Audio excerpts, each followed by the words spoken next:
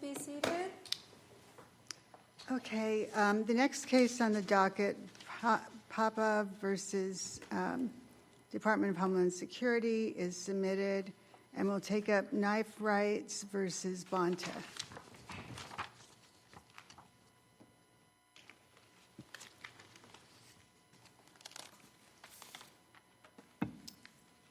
Good morning. May it please the court, John Dillon appearing on behalf of appellants. California's switchblade ban criminalizes the possession, carrying, selling, loaning, transferring, and gifting of a switchblade, a class of protected arms under the Second Amendment. The Supreme Court instructs us that a Second Amendment challenge begins with a threshold question. Does the Second Amendment's plain text cover the appellant's conduct? Here, that answer is simple and undisputed. The state has already conceded, and the district court ruled that appellants are part of the people under the Second Amendment. And the state does not dispute that the conduct here, possessing, carrying, selling, loaning, transferring, or gifting, constitutes arms-bearing conduct. The state also does not dispute that switchblades fall under Heller's broad definition of arms to include weapons of offense or armor of defense, and anything worn in defense or taken or used to cast at or strike another. The Supreme Court has reiterated 3 times that the Second Amendment extends prima facie to all instruments that constitute bearable arms. Taken together, Heller, Bruin, Catano, and Rahimi confirm that an arm is presumptively protected by the Second Amendment's plain text, regardless of whether it is common, unusual, or otherwise. Because this threshold question has been favorably answered, the burden then shifts to the state to justify the ban based on reference to the nation's historical tradition of arms regulations. And in the case of arms bans, Heller already conducted the historical tradition analysis. The government can only ban an arm that is not in common use for lawful purposes, or in other words, the government may only ban arms that are both dangerous and unusual. The in common use and dangerous and unusual inquiries are 2 sides of the same historical coin. Are you making a facial challenge to the switchblade laws? Yes, Your Honor. Can I just ask you, you characterized it as a ban. Is this really a ban? I mean, there's specific limitations on when you can possess or carry a switchblade. But Yes, it is a functional ban, Your Honor, and that's the case. Explain that to me. Be glad to. So the prohibitions under California Penal Code sections prohibit carrying, buying, selling, loaning, transferring, or gifting a switchblade. So in that essence, any form of acquiring the switchblade is outlawed in California law. It also prohibits the possession in public in a car or vehicle, and it also creates the possession of a switchblade as a nuisance and subject to confiscation and destruction. Putting all these together, it amounts to a complete ban where there's no possible legal way to acquire these switchblades in California. But they allow you to purchase a switchblade from out of state, put it in the trunk of your car, and bring it home to your house, and then possess and carry. No, Your Honor. It in your home, right? No, because just by transferring it in your car, you'd be violating the law as well as violating the nuisance ordinance. Why is that? Possessing in Because public. it only bans the switchblade in certain places in the car, the driver's seat or the passenger seat, not the Again, trunk, right? Realistically, how do you get the knife in your car if it's not possessed outside of the car first? And I guess in the hypothetical that someone went out of state to purchase the knife, then placed the knife in their car before coming into the state, and then driving to their home and entering their home without getting out of the car, then it's possible that it would be legal to possess and acquire that switchblade. However, I don't think that's realistically feasible. And in any case, there's already been at least one court that has prosecuted the possession of a switchblade within the home. So in the realistic fashion, there's no real way to acquire these switchblades in California without violating law in some fashion. So like I said, this is the in common use and dangerous and unusual inquiries. Ask you, if this is a facial challenge, you agree that the government just has to show some constitutional applications? And do you agree that concealed carry, there's certainly a historical tradition of regulating concealed and prohibiting concealed carry? No, I wouldn't concede that, Your Honor. When it comes I don't to- see any argument in your briefs that the switchblade laws are invalid in all of their applications. We do argue that the switchblade law is invalid in every application. Okay, so then why don't you show me the historical evidence on concealed carry, please? The historical evidence regarding all weapons of concealed carry, Your Honor, just to clarify. Okay, I'm looking at prohibitions on concealed carry for New Jersey, it's daggers and dirks. Louisiana is knives. Kansas, Florida is everything except the common pocket knife. Tennessee, Virginia. You've got the Bowie knives evidence that everyone's been talking about. There are a lot of states that have prohibited concealed carry during the relevant time period.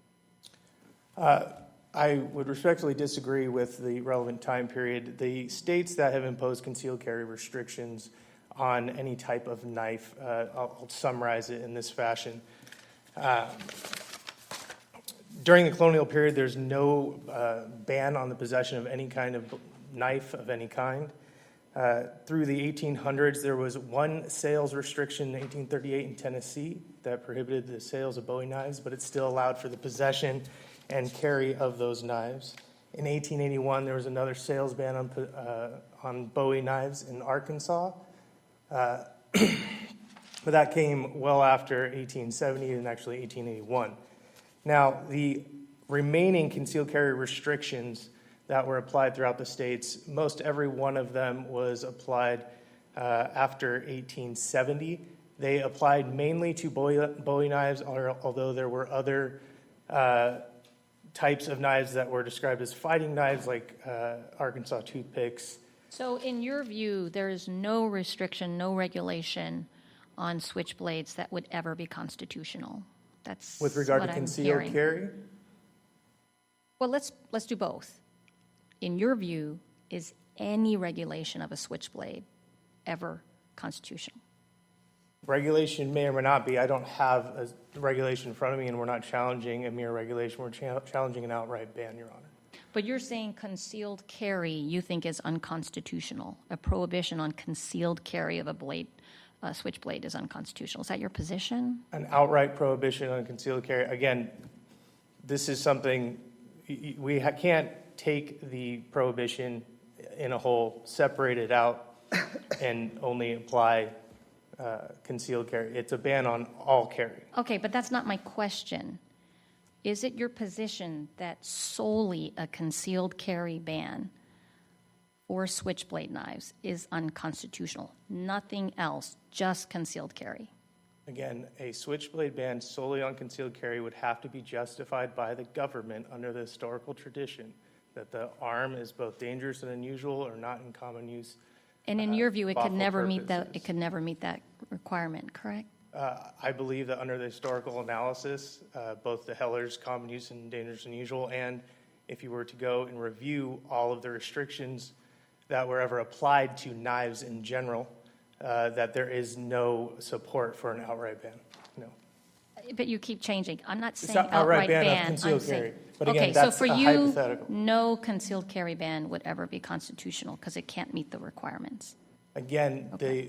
the laws that were offered in support of concealed carry restrictions on Bowie knives and other knives during the 1800s were the same laws that were offered in New York State Rifle and Pistol Association v. Bruin to support New York's proper cause or good cause requirement.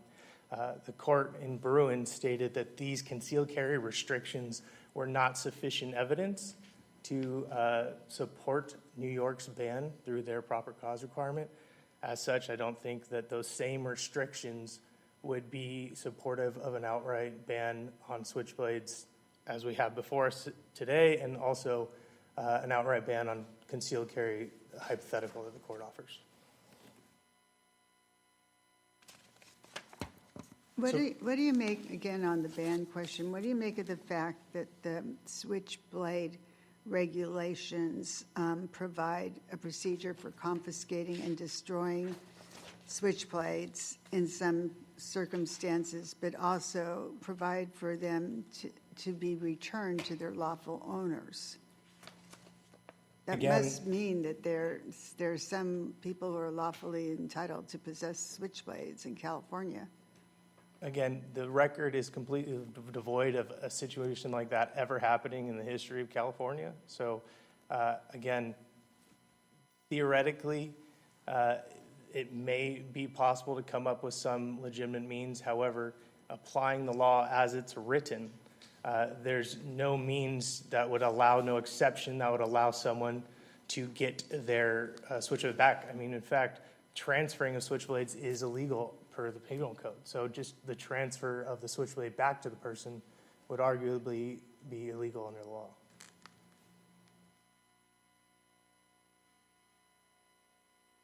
So going back to the placement of the common use and dangerous and unusual test, I stated earlier that it's two sides of the same historical coin. The Heller Court read the Miller decision to hold as a matter of historical understanding that the Second Amendment does not protect those weapons not typically possessed by law-abiding citizens for lawful purposes. And then it clarified that the historical basis of the common use limitation recognized in Miller is fairly supported by the historical tradition of prohibiting the carrying of dangerous and unusual weapons. In other words, all bearable weapons are arms covered by the plain text of the Second Amendment and thus presumptively protected. And the nation's historical tradition does not necessarily protect arms that are not typically possessed by law-abiding citizens for lawful purposes. And the Bruin Court subsequently reaffirmed this decision in Heller that the Second Amendment protects the possession and use of weapons that are in common use at the time. Thus, the in common use and dangerous and unusual analysis is firmly rooted in the historical tradition. Do you think that's one test, in common use for self-defense and dangerous and unusual? Yes, Your Honor. Like I said, it's two sides of the same coin. So it's two ways of looking at. And where would you apply that? Would you apply that at Bruin Step 1 or Bruin Step 2? Yeah, as stated, this would be applied in Bruin Step 2 historical analysis. Okay, because what if we were to think it should be the in common use for self-defense should be considered as part of Bruin Step 1 as to whether or not it's a protected arm in the first place? As I stated earlier, Heller Court has stated that the in common use analysis is firmly rooted and supported by the historical tradition of banning those weapons that are both dangerous and unusual. Now, with regard to the But didn't Bruin itself assess at its first step, not the second step, whether handguns were in common use for self-defense? Yeah, Bruin did have a statement that said it is undisputed that handguns are commonly used for self-defense. But what that statement did was conclude in summary fashion that there was nothing in the historical phase of the inquiry that would have defeated plaintiffs' claims based on who they were or what weapon they wanted to carry. Hey, let me ask you then, what evidence do you have that switchblades are in common use today for self-defense? Again, because the common use analysis puts the burden on the state, it is the state's burden to show that they're not in common use or both dangerous and unusual. However, we did provide the only evidence in the record regarding commonality. So appellants stated that and showed through our record evidence that they're numerically common as they're lawfully owned by millions of Americans and sold in thousands of varieties across major retailers. We've showed that they're jurisdictionally common. But how is that consistent with McDonald's statement that, states have the right to devise their own solutions to social problems that meet their own local needs and values. Yeah, states do have the ability to enforce their own regulations. However, just like all other constitutional rights, there is a minimum standard, a nationwide standard that the Second Amendment imposes on all states that every state must meet, and that is to prevent any type of outlier.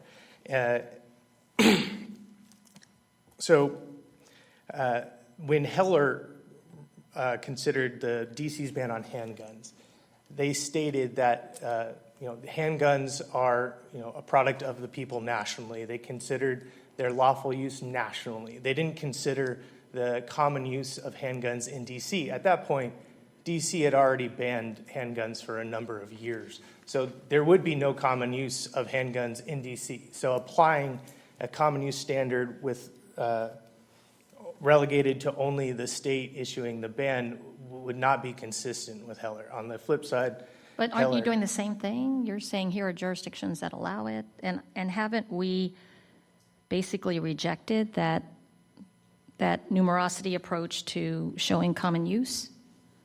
Well, Duncan rejected the numerosity, and it focused its rejection based off the fact that the magazines in questions, they described them as accessories. They weren't firearms, according to the court in Duncan. And because of that, they were not going to base the popularity of that non-firearm accessory and give it any constitutional merit. I would argue, however, that Heller and Bruin have both demanded that that is the test to be applied. The common use, in common use, or in other words, saying not both dangerous and unusual. If something is common, it cannot be unusual, and therefore it's protected. Didn't we already hold in U.S. versus Alaniz that the in common use test falls under Bruin's first step? Respectfully, no. Alaniz wrote down one sentence when it summarized the threshold textual analysis being in the common use test being in the threshold textual analysis, but it explicitly stated that it was not deciding that and that it would assume step one threshold analysis in that case. Duncan came after and affirmed, while it affirmed that Alaniz was good law, it also stated that there was no consensus in the Ninth Circuit with regard to where in common use, dangerous and unusual applies, whether it's the threshold inquiry or the historical justification. And it also went on to address the appellant's commonality argument under the historical analysis.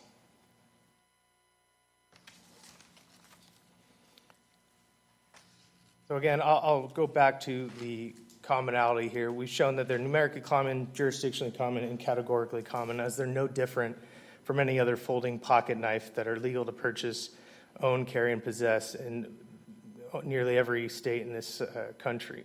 These are pocket knives, and the state has, their experts have described them as such.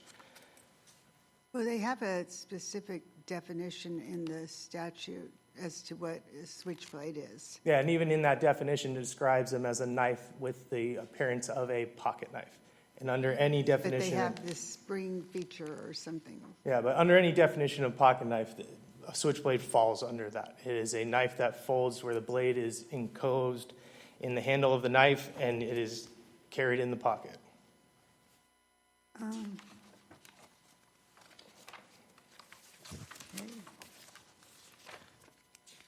So going back... Appearance of the pocket knife, but includes a spring blade knife, snap blade knife, gravity knife, or any other similar type knife. So it's distinct from a regular pocket knife.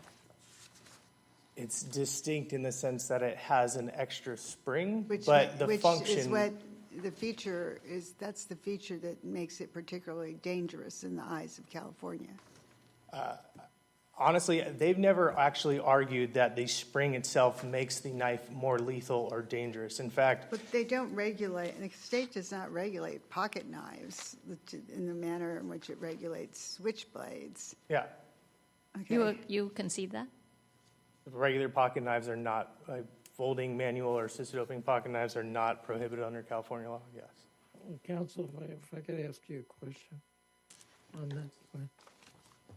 Why is it not true that a switchblade knife, whether opened to show the blade on a push of a button or one based on gravity that comes with a flick of the wrist, why isn't that more dangerous than a normal pocket knife?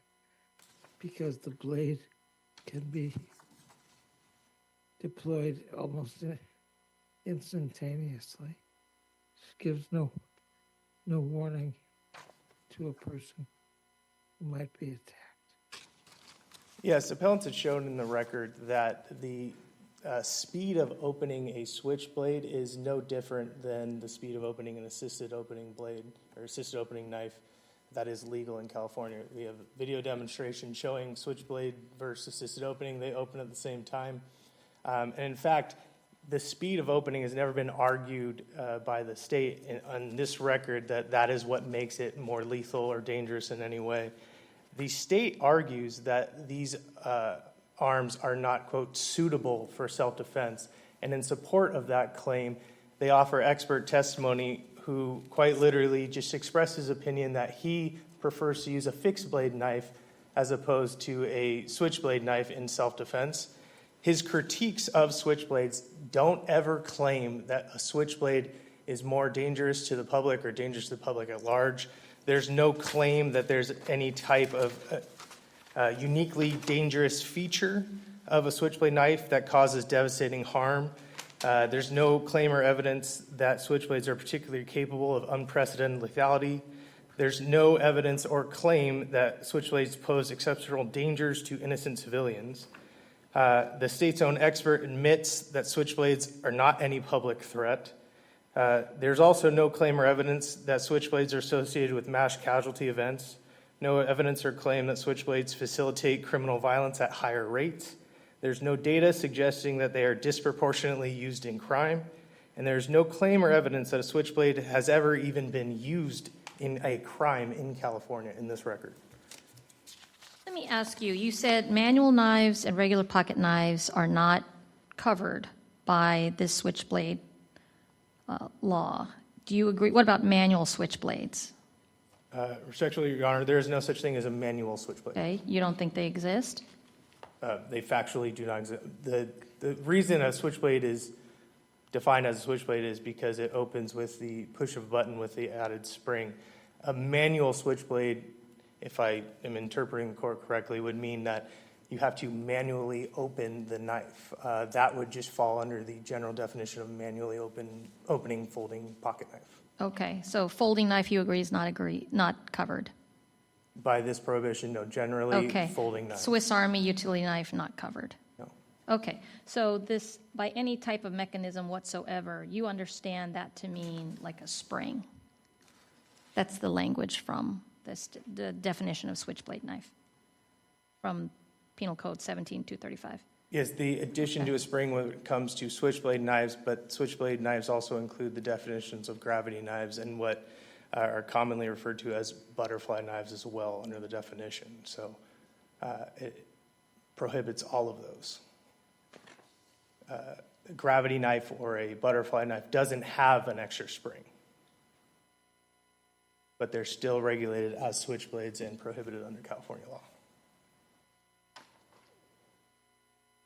And notably, the butterfly knives the ban on butterfly knives was ruled unconstitutional in Teeter. However, that was vacated. Is this switchblade knife suitable for use in self-defense? Yes, Your Honor. The state's expert admitted that switchblades can be used for self-defense, and even any weapon can be used in self-defense. Again, the text of the Second Amendment, Heller defined to keep and to bear when he was addressing what was meant in the scope of the Second Amendment. To keep, the court defined as to have a weapon or to retain possession of. To bear meant the practice of carrying a weapon to be ready and in case of conflict with another person. Both of these textual definitions under the Second Amendment's text define or necessarily require that mere possession is all that's required under the textual threshold to be covered by the Second Amendment. So that the requirement that the state offers that we have to show that they're commonly used in actual self-defense scenarios is just not there, and it's never been required by the Supreme Court. In Heller, the court never required that the plaintiffs or appellants challenge or offer proof of how many times handguns were ever used in self-defense. It was assumed common. Also in Catano, stun guns, it was never considered how often they were used in self-defense. It was the fact that they were merely possessed for the purpose of self-defense and other lawful purposes that allowed them to be protected under the plain text of the Second Amendment.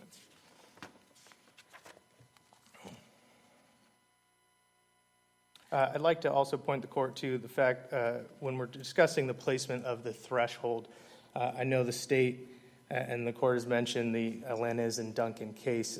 I'd also like to point the court to the U.S. v. Perez-Garcia. In that discussion of Bruin's application of the historical record, Perez-Garcia references the in common use and dangerous and unusual standard as part of Bruin's historical tradition analysis at least two separate times. The references are at 96 F. 4th, 1166, pages 1177 and 1191. There, the Perez-Garcia court treated dangerous and unusual as part of rebutting the presumptive protection of the Second Amendment or as part of the so-called Step 2 historical analysis. Okay, counsel, you're well over your time. I mean, we've been peppering you with questions, so I've let you go because of that. But May I still get some time for rebuttal? yes, Thank you. You'll get a couple of minutes.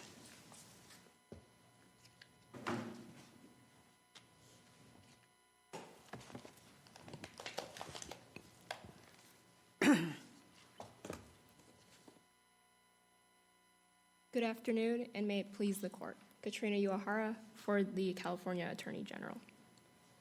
California's longstanding restriction on switchblade knives addresses only the most dangerous of those knives, those with blades 2 inches or longer and that do not have a safety mechanism.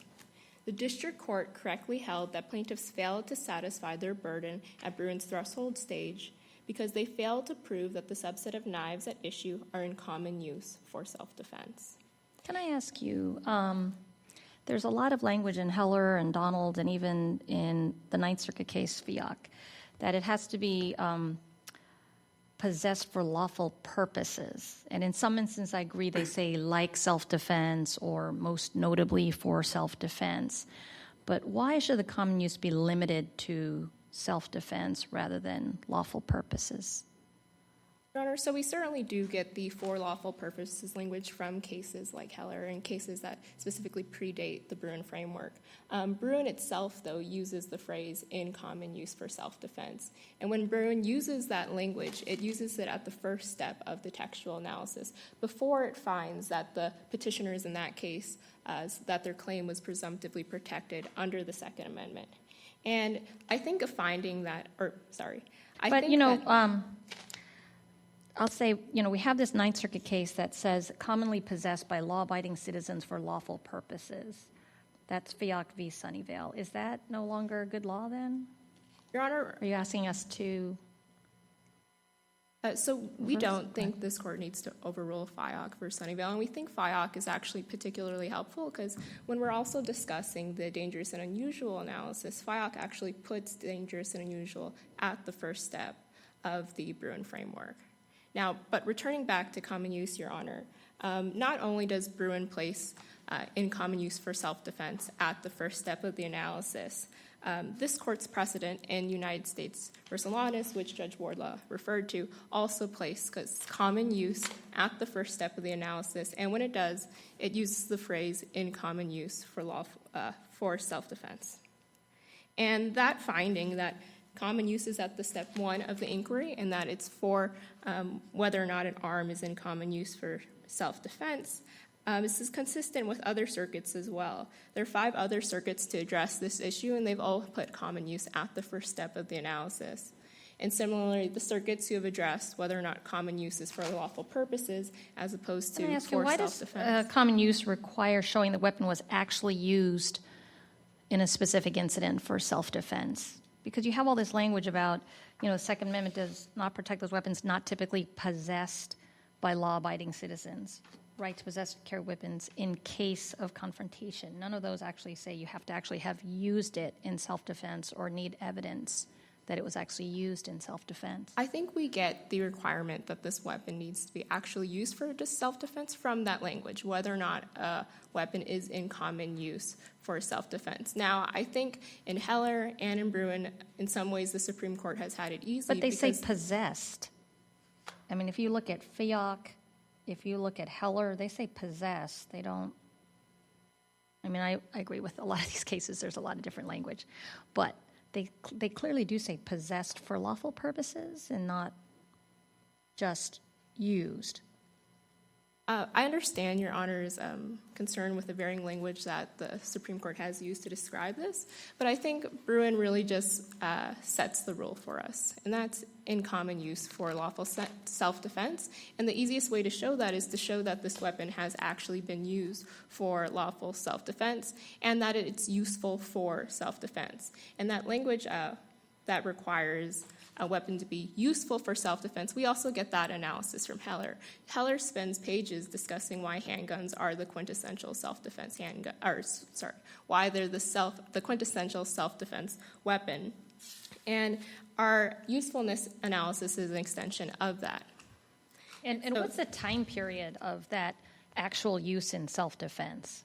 What's the time period that you have to show that?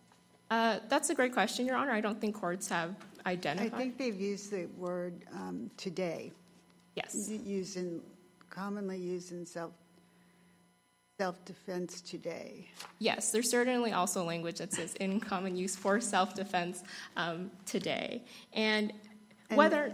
And is there evidence in the record on that as to switchblades? So, Your Honor just heard from my colleague a moment ago who just pointed out that the only evidence in this record of common use for self-defense are sales figures and ownership statistics that point to the number of switchblades in circulation. And as Judge Koh alluded to, we know that's simply not the test for common use. And Duncan expressly rejects that test for common use. Duncan and other opinions in the circuit have noted that a numerical numbers only approach to common use is circular at the end of the day. It suggests that the state may only restrict a particular weapon at the beginning of its use when numbers are in circulation or low, and that actually runs counter to our nation's history of firearm restrictions. And the sales figures that plaintiffs do provide have nothing to do with the particular subset of switchblade knives at issue in this case here. They're about switchblade knives generally. And most of all, that evidence tells us nothing about whether or not the subset of knives at issue in this case are in common use for self-defense. And if they're not, then they would not be protected by the Second Amendment? That's correct. They're not presumptively protected under the Second Amendment's I think text. Judge Gould had a question, or has a question. I think I was just coughing. Oh, okay. Sorry. Can you address In Re SC? I'm sorry, which case is that, Your Honor? That is the California Court of Appeal case that said that these laws apply to possession in the home, actually in someone's pants pocket. Yes, Your Honor, and that is an old case. We don't have It's too still much good on our- law, correct? It's not been vacated? Not to my reversed? knowledge, Your Honor. Okay. And so sort of returning back to the common use test here, plaintiffs push 2 other versions of common use that they believe this court should adopt. They first endorse a categorical approach to common use, and that's where they suggest that because the broader category of folding pocket knives are common, that they must be in common use for lawful self-defense. But we just heard a moment ago that plaintiff conceded that folding pocket knives is a broader category, and switchblades certainly fall in that, but folding pocket knives are perfectly legal to own in California. California restricts only knives that have very specific characteristics, and those are ones with blades 2 inches or longer and don't have a safety mechanism. And so there's a whole host of other knives, folding knives. What do you, And I guess switchblades. my concern about the definition, it says that it basically releases by any type of mechanism whatsoever, which seems kind of broad, and says released by the weight of the blade. I mean, that seems like that could potentially include manual opening if you're doing by the weight of the blade. Certainly, Your Honor, and maybe by the push of a finger or something like that. I think part of the reason the statute is so broad is the statute was passed 68 years ago, right when these knives were starting to circulate in public consciousness. And so it's a broad definition that's meant to encompass the different varying versions of switchblade knives. And we'll turn to our analogs in a moment, but we see the same concern in our historical analogs, where the laws define the different types of historical impact weapons quite broadly to make sure that they encompass all those different versions and sort of the newest, latest, and greatest versions of those weapons. And, Your Honor, I also want to address plaintiff's jurisdictional approach to common use, that because switchblades are legal in different jurisdictions, that must mean that they're legal here. And on this issue, we simply agree with the district court. Other jurisdictions' laws are irrelevant, and they have no bearing on whether or not the regulated Could you switchblades- address some of your arguments for why switchblades don't have the character of self-defense? Seem like they apply to handguns, like you need training, you could accidentally shoot or harm yourself, there's a psychological barrier to using it, safety issues. Tell me why they don't have the character of a self-defense weapon. Certainly, Your Honor. And I want to first start by saying that this is not an issue for which we bear the burden. It's plaintiff's burden to show that these are in common use and are useful for self-defense. But all of this is to say that our expert concluded that most people would not be able to use a switchblade effectively for self-defense. And there's a few things that get specifically to knives in general, specifically that in a high adrenalized close combat scenario, which is with a handgun, you can shoot from a distance, of course, that you would require the slashing and targeting of specific nerves and specific ligaments for that knife to be effective for self-defense. And that makes it quite different. The training is quite extensive. And our self-defense expert also speaks to... Do you think that these switchblades are deadly weapons? Yes, Your Honor. And why is that? They're deadly and lethal weapons, very consistent with our historical analogs. You know, when the Knife Circuit was discussing Bowie knives, the Ninth Circuit made the observation that those knives had long, thin blades, and that made them less useful for self-defense. And here we contend that these knives with blades that are 2 inches or longer are also similarly dangerous. Can I ask you about the historical analog? So it seems like we have to mix and match them. We have to look at the ones for carry. We have to look at the ones for possession. We have to look at the ones for sale. We have to look at the ones for forfeiture or surrender. Is there any precedent for doing that kind of combination of analogs? Your Honor, so our historical laws certainly address kind of a statutory regime. There's many different ways that these historical impact weapons were regulated. But I think the best precedent for this court to turn to is Rahimi. So Rahimi instructs us to consider, quote, whether the challenged regulation is consistent with the principles that underpin our regulatory tradition, end quote. And we think that's certainly the case here. Rahimi itself relied on surety laws and prohibitions on going armed in public. And the court recognized in Rahimi that those laws were by no means identical to the federal domestic violence restraining order prohibition. And, the court doubled down that those laws didn't need to be identical. Because that federal prohibition fit neatly within the tradition that the surety and going armed laws represent. So I don't think Your Honors need to get too caught up on what the specifics of each law specifically did. It's important that this court look to the underpinnings and the general principle. And here we argue that California's restrictions have effectively the same sort of why as the historical analogs. And the overarching tradition that we identify is our nation's historical tradition of regulating dangerous and deadly impact weapons that are susceptible to criminal misuse. And so here, like our historical analogs, the switchblade knife saw an influx of Let me use. ask you, in Bruin, they said 3 colonial historical analogs. They doubted whether that would be enough. And for sale, we really just have 2, Tennessee and Arkansas, and they're not from the colonial period. They're from 1881, 1838. Why should those be enough? Well, Your Honor, that's only the case if we're looking specifically at Bowie knife restrictions. You know, we have analogs that range much further, specifically when you look at some of the older impact weapons, like clubs, like bludgeons. Some of those laws go back quite a bit earlier. I think our earliest law is from 1788. And I think rather than focus on the Bowie knife, which is the one-bladed knife in our tradition, I think we need But to you look would at- agree, let's say you go to 17, I can't recall what year you said. I mean, knives were not necessarily treated the same at that time as a club, were they? Certainly not, Your Honor, but they were impact weapons with concerns about concealability, and they were closely associated with criminal use. And that's why the switchblade joins this line of other historical impact weapons that had these dangerous propensities and then were targeted by legislatures. And so the switchblade knife in particular saw an influx of use when young soldiers were returning from World War II. And with them, when they came back home from Europe, they brought Do you those know why knives that with them. was? I know that's the regulations are recent, but do we know why that was when they became more common? That's a great question. I think the earliest versions of switchblades actually go back to Italy and go back to Europe. And so when they were in service in World War II in those different countries, that's, I think, when those knives came back came to the United States.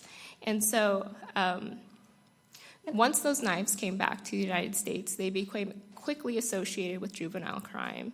And as a result, California and many other states stepped in to restrict them. I believe it's a total of 20 states that restricted them before the federal government did a few years later. So do we need to get to Bruin Step 2 in this case?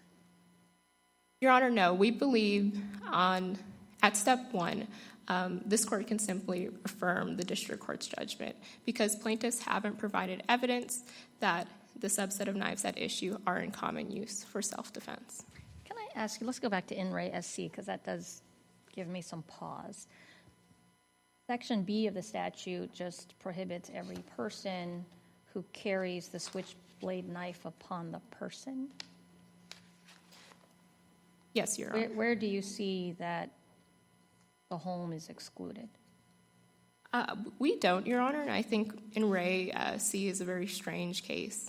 And I think when we look at these... Wait, so you're agreeing that in the home is prohibited then? If you're saying you don't see any way to exclude in the home, No, and the language is every person who does any of the following with a switchblade knife having a blade 2 or more inches in length is guilty of a misdemeanor. A, possesses the knife in the passenger's or driver's area of any motor vehicle in any public place or place open to the public.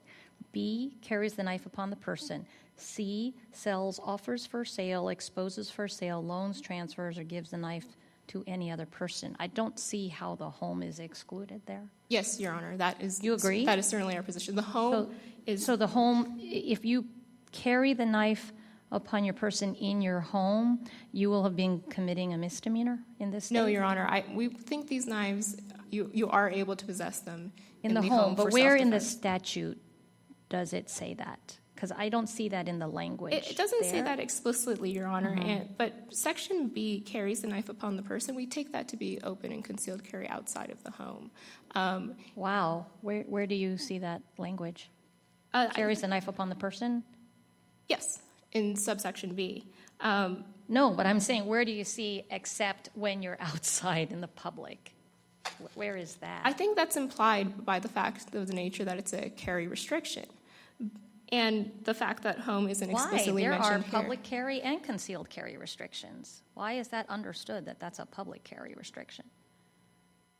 Your Honor, that's our understanding and interpretation of this statute. And I think Your Honor is getting to attention in this statute generally. And you see this both in the definition and in the actual 21,510 section, which is that this law was written 68 years ago, and they were trying to get every conceivable version of this type of knife, which was still developing, and they were primarily used in juvenile crime. It was a fighting knife, offensive knife. And so I think in sections A, B, and C, the legislature was specifically targeting that use by juveniles. And those fights were happening supposedly and allegedly on the streets. And Your Honors, now if I could return back quickly to our historical analogs. I think it's important to underline why this court doesn't need to look only to Bowie knife restrictions. So all of our analogs, and many of them were credited in Duncan. It's not just the Bowie knife restrictions. We also have restrictions on clubs, bludgeons, slingshots, sandbags, and many of those are also mentioned by name in the Duncan opinion. And all of those analogs have one thing in common, and that's that they were the choice of criminals, and that they were impact weapons that were deadly and lethal and could do so silently. And only after those weapons began to proliferate in crime and in use did legislatures turn to restrict them. Now, Your Honors, this is in many ways a straightforward case. At step one, plaintiffs simply haven't met their burden of establishing that the subset of knives at issue are in common use for self-defense. They conceded as much that all they present is sales estimates and ownership statistics. They don't provide this court with a single instance of those knives being used for self-defense or show that they're particularly useful for self-defense. On that issue alone, this court can and should affirm the district court's ruling.